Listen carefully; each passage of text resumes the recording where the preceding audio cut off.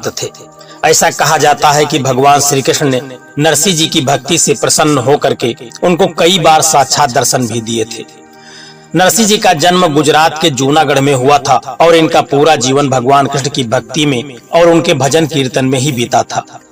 ऐसा मानना है कि इन्होंने भगवान कृष्ण की भक्ति में अपना सब कुछ दान कर दिया था। महान भक्त नरसिंह भक्ति के कारण श्री कृष्ण ने नानी बाई का मायरा भी भरा था। दोस्तों, इस वीडियो में नरसिंह जी के जीवन में जो भी घटनाएं घटी हैं और भगवान कृष्ण ने उनकी जितनी बार भी मदद की है, वो सारी कहानियां हम आपको सुनाएंगे। दोस्तों, वीडियो पूरा आप देखना, इस वीडियो में आपको आनंद आ जाएगा। दोस्तों, नरसिंह जी बचपन से ही भगवान कृष्ण की भक्ति में डूबे रहते थे और कुछ दिनों के बाद इनको साधु संतों की संगत भी मिल गई और उसी के कारण पूरे समय ये भजन कीर्तन ही किया करते थे और इसी के कारण इनके घर वाले बहुत ही परेशान रहते थे। इनके घर के लोग इनको घर गृहस्थी के कार्य में समय देने के लिए कहते थे, लेकिन नरसिंह जी के जीवन पर इसका कोई प्रभाव नहीं पड़ता था। ऐसा परमानेंट करते थे। इसीलिए एक दिन इनकी भौजाई ने इनको ताना मारते हुए कहा कि यदि ऐसी भक्ति तुमको उमड़ी है तो भगवान से मिलकर क्यों नहीं आते। इस ताने ने नरसिंह जी के जीवन पर जादू की तरह काम किया और उसी क्षण नरसिंह जी घर को छोड़ करके जूनागढ़ से कुछ दूर एक पुराने शिव मंदिर में बैठकर भगवान शंकर की उपासना करने लगे। इनकी उपासना से प्रसन्न होकर भगवान शंकर प्रकट हुए, जिस पर भक्त नरसिंह ने भगवान शंकर से श्री कृष्ण के दर्शन करने की इच्छा प्रकट की। उनकी इस इच्छा की पूर्ति करने के लिए भगवान शंकर ने नरसिंह जी को श्री कृष्ण के दर्शन करवाए। शिव जी इन्हें गोलोक ले गए, जहां भगवान श्री कृष्ण की रासलीला के दर्शन करवाए। भगत मेहता रासलीला देखते हुए इतने खो गए कि मसाल से अपने हाथ को जला लिया। भगवान कृष्ण ने अपने स्पर्श से हाथ पहले जैसे कर दिए और नरसिंह जी को आशीर्वाद दिया और कि तुम्हारे हाथ पहले जैसे ही हो जाएं। दोस्तों, एक बार की बात है कि नरसिंह जी के जाति के लोगों ने उनसे कहा कि तुम अपने पिता के श्राद्ध करने के लिए सबको भोजन कराओ। नरसिंह जी ने भगवान श्री कृष्ण का स्मरण किया और देखते ही देखते सारी व्यवस्था हो गई। श्राद्ध के दिन कुछ घी जब कम पड़ गया और नरसिंह जी बर्तन लेकर बाजार से घी लाने के लिए चल दिए, तो रास्ते में एक संत की मंडली को इन्होंने भगवान नाम का संकीर्तन करते हुए देखा। नरसिंह जी भी उसमें शामिल हो गए। कीर्तन में यह इतना मस्त हो गए कि इन्हें घी ले जाने की जरा सी भी सुध नहीं रही।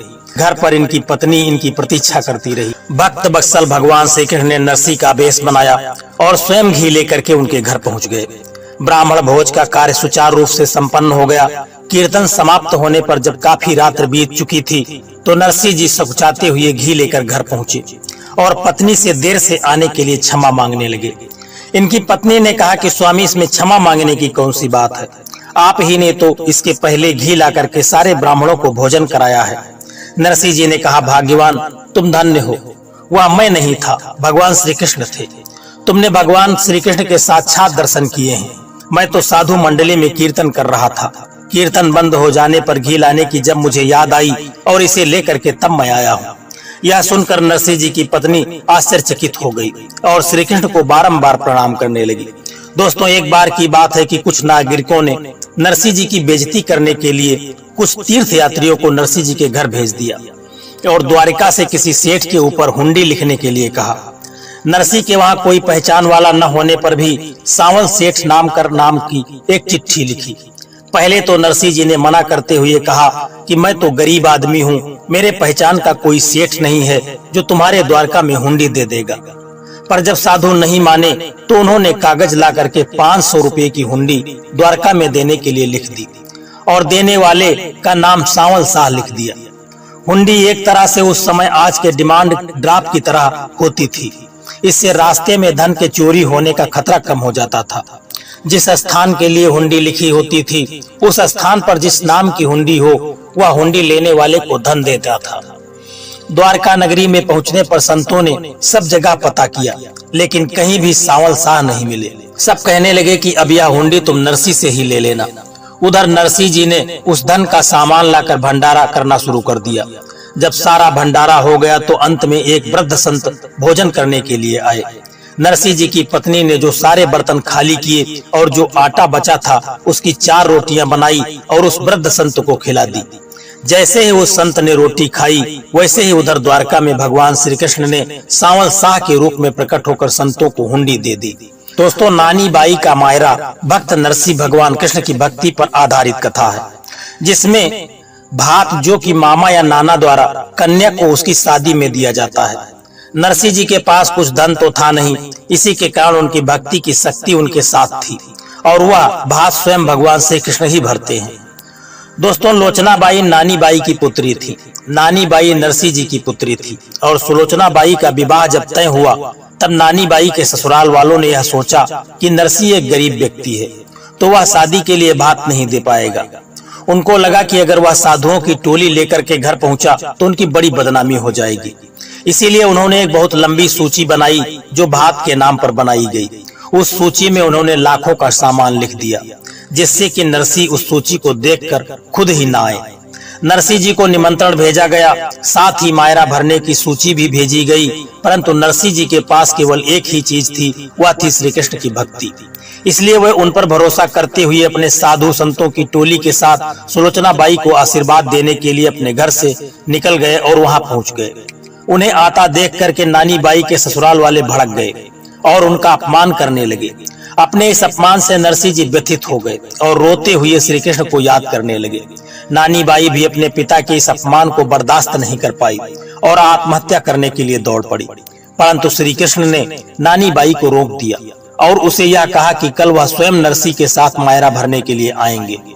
दूसरे ही दिन नानी बाई बड़ी ही उत्सुकता के साथ श्री कृष्ण और नरसिंह जी का इंतजार करने लगी और तभी सामने देखती है कि नरसिंह जी संतों की टोली और कृष्ण जी की साथ चले आ रहे हैं और उनके पीछे ऊंटों और घोड़ों की लंबी कतार चली आ रही है, जिसमें सामान लदा हुआ है।